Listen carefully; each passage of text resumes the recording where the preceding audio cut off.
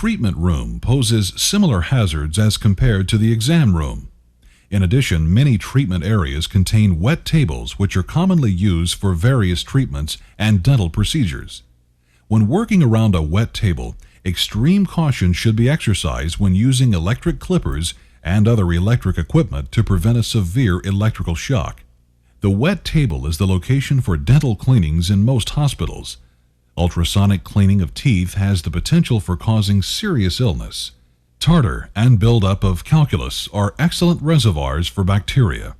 Such cleaning procedures tend to aerosolize bacteria in the mist they create. It is very important to use a mask to prevent inhalation of the bacteria. Eye protection or a face shield should also be worn to protect your eyes from flying debris. And finally, latex gloves should be worn to prevent bacteria from entering into any openings you might have on your hands. The extensive use of sharp objects in the treatment room makes proper disposal of these items essential. Surgical blades, hypodermic needles, and suture needles are placed directly into designated sharps containers with minimal contact to the hands and fingers. The handling of chemotherapeutic drugs is necessary in some veterinary hospitals. These cancer-fighting drugs are quite potent and can produce profound illness if not handled properly. Work areas should be covered with a plastic-coated drape, and gauze squares should be used to surround the items where chemotherapeutic fluids might potentially leak out. Double gloving, protective eyewear, protective clothing, and an impermeable mask are also some of the safety precautions you should apply when handling or administering chemotherapeutic drugs. The same personal protective gear and precautions apply to the handling of soiled bedding, urine, and feces from those animals treated with chemotherapeutic drugs. These items must always be properly discarded into a biohazard bag.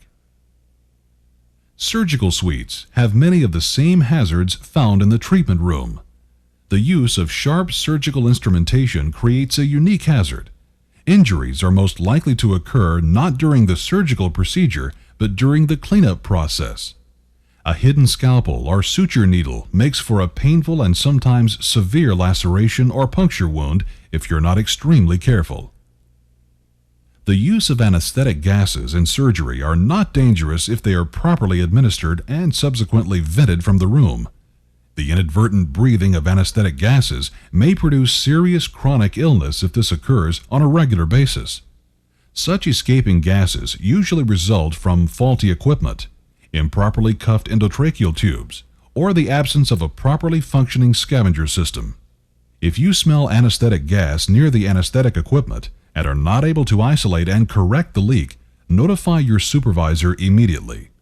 The anesthetic machine should be serviced regularly and the soda lime changed every 12 hours of use. When masking down an animal with anesthetic gas, attempt to minimize leakage around the mask by selecting the proper size mask. The ventilation of anesthetic gases through a scavenger system is imperative if waste gas inhalation is to be avoided. Some surgical suites may be the site for storing the compressed gas cylinders. Gas cylinders pose a severe danger if they should fall. To prevent this from occurring, they should be thoroughly secured to a wall in a standing position and only moved by those trained and experienced in moving cylinders. When moving the gas line to a new cylinder, make sure all related valves are shut off and release any line pressure before unhooking the gas lines. When not in use, be sure to turn off all gases at their main valves. The autoclave may also be used in the surgical suite. This instrument is used to sterilize instruments by means of high-pressured steam. Improper operation of this piece of equipment may result in serious injury. The autoclave should never be opened until its cycle is complete and the inside pressures and temperature have returned to a safe level. When opening the door to the autoclave, be very careful to avoid the steam exiting the chamber. The tray and surgical instruments will likely be quite hot at this time and should be removed with the aid of a towel or hot pad. The autoclave should never be left running overnight or at times when it is unattended. As with all equipment, regular cleaning, maintenance, and servicing of the autoclave will reduce the chances of malfunctions leading to injuries. Items that might melt in an autoclave may be sterilized with the gas ethylene oxide and a special sterilization chamber. This gas can be extremely hazardous if improperly handled or used. If your hospital uses this form of instrument sterilization, ask your supervisor for the necessary training prior to your personal involvement in this procedure.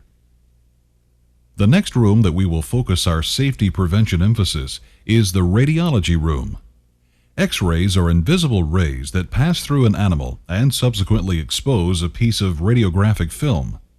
Though X-rays are not immediately dangerous in small doses, as might be received by the patient being X-rayed, they can create chronic illness when repeated exposures occur. The long-term effects of radiation may not become evident for years and are extremely difficult to predict. As a result, important preventive measures have been instituted to reduce one's exposure to these invisible X-rays. These safety steps are for your protection and should never be sidestepped. The following are minimum radiation safety recommendations. A dosimeter badge is to be worn at all times while performing radiographic procedures. The badge should be worn just outside your lead apron. This badge does not protect an individual from radiation, but merely measures one's exposure over an extended period of time. The badges are evaluated monthly or on a regular basis, and radiation reports are sent back. You should be notified of the results by a staff member designated as the Radiation Protection Officer, or RPO. Regular monitoring of your personal exposure to radiation helps ensure you are not getting a dangerous level of exposure. Lead aprons and lead gloves are provided to protect those areas especially vulnerable to radiation exposure. Even though the lead-protected area is not directly in the primary X-ray beam, the lead serves a very important role in stopping scatter radiation. Scatter radiation is that small amount of radiation that deflects in all directions off of an animal struck by the primary beam. These lead items may seem cumbersome and awkward at times, but are mandatory safety equipment for everyone involved with taking radiographs. These protective elements should be stored flat or in a manner that prevents damage to the lead lining. Lead walls, thyroid protectors, and other radiation safety devices are also available for your protection. Adjust the collimator and equipment settings to limit the radiation exposure to the smallest area possible. There is a light that indicates the area to be exposed by the primary X-ray beam. Only the area needing to be radiographed should be exposed to the primary beam when taking a radiograph. Technique charts are provided to help you determine the amount of radiation necessary for acceptable radiographs. Use the technique charts to avoid overuse of radiation. It will help provide better radiographs and reduce the number of retakes that must be done. The use of positioning devices and chemical restraint reduces the number of people involved in taking radiographs. These aids also often improve the initial quality of the radiographs, making retakes less likely. If people must be present to help restrain the patient during the radiograph, they should remain as far as possible from the primary beam. Never allow any portion of your body to reside in the primary beam during an exposure. No one under 18 years of age is permitted in the radiology room during an exposure. X-ray chemical, such as fixers and developers, are very corrosive, and caution should be taken when working with these chemicals. Proper personal protective equipment must always be used when working around these radiographic developing chemicals. Following all of these guidelines makes working with radiographs both safe and rewarding. The kennel is the final area where safety precautions will be discussed. As with many of the other areas in the veterinary hospital, the frequent handling of animals in this area creates a potential source of injury. In addition to the handling tips discussed thus far, we will explore two other important handling issues. First is that of safely picking up a dog or cat. Then we will discuss safely removing pets from their cages or runs. When attempting to pick up a pet, follow these tips. Use good lifting techniques, as described elsewhere in this program. Control the dog's head with a leash or your arm while picking them up. The unsettling event of being picked up may cause them to bite. Large dogs should be lifted by two people whenever possible. Limit the lifting of dogs to those times where it is essential. Whenever possible, it is best to allow the leashed dog to walk on its own. Removing a dog or cat from a cage can present a definite safety concern, especially if the animal is reluctant to want to exit its cage. Animals will sometimes assume a territorial control of their cage or run and may become aggressive if they sense an unwelcome intruder. Number 1. Approach every caged animal slowly. Observe their body language as you interact with them. To assist their removal from the cage or run, use a leash on dogs and a towel to cover cats. Be extra cautious when placing or removing food bowls, as this too may elicit an aggressive response in some dogs. Another hazard associated with animal wards or kennels is noise. Permanent hearing loss can occur with continuous exposure to noise over 84 decibels. Temporary hearing loss can occur with exposures of as little as 5 minutes. When you have a ward or kennel with numerous barking dogs in it, noise levels can reach and exceed 84 decibels. Hearing protection is an important part in the prevention of permanent hearing loss in a noisy kennel. There are several types of hearing protection available that are very effective at reducing your exposure to excessive noise. General housekeeping in kennels and wards can have a dramatic influence on reducing accidents. Keep the aisles free from clutter and clean up spills as they happen.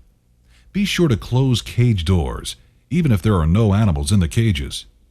If you must use a step stool to retrieve pets from upper-level cages or to clean, be very careful not to lose your footing. Don't use a damaged or broken stool. The bathing and dipping of most pets is often conducted in the kennel area. There are several safety concerns in this area you should be aware of. Wear latex gloves, protective eyewear, and protective clothing whenever bathing or dipping a dog with chemical agents that may be harmful to humans. Dips can cause both acute and chronic illness if not properly handled. The mixing of dips should be done with great accuracy, being careful not to get any concentrated dip solution in direct contact with your skin. If any dip or potentially harmful chemical does come in contact with your skin, thoroughly rinse the area with copious amounts of water and seek information on the chemical's potential toxicity. Such information can be readily acquired from the material safety data sheet and reading product labels. You should attempt to familiarize yourself with the safety information and precautions of the chemicals you regularly encounter prior to an accident occurring. If dips, shampoos, or other chemicals get splashed into your eyes, thoroughly rinse the eyes for 10 minutes at an eye wash station. Notify your supervisor, who will aid in getting you medical attention should this be necessary. Water should not be allowed to accumulate on the floor in the bathing area, as this provides a significant hazard of slipping. Dry all wet areas. Use signs to notify others that the floors may be slippery. Non-slip mats to stand on are highly recommended. Keeping the animal leashed to the tub will prevent them from jumping from the tub. This will help prevent them from getting injured and may prevent you from slipping while trying to catch a wet dog. Be careful with electrical equipment such as cage dryers around water. Electrical injuries can be life-threatening to both you and the pets under your care. Another safety concern that may not be as obvious is the safety of pet owners entering and leaving the hospital. Wet and icy conditions can be quite treacherous if not properly dealt with and identified. Applying salt or cat litter to icy surfaces should take place before a serious injury occurs. Well, that completes our safety tour through a veterinary hospital. Illness and injury prevention programs are an important part of the work environment. The key element to success is your willingness to learn the safety rules, understand the nature of the hazards in your workplace, and actively follow safe work practices. It is a team effort which involves both you and your employer. Active communications and involvement by both is critical in making your workplace safe. Only by working together can you achieve a safe and healthy working environment.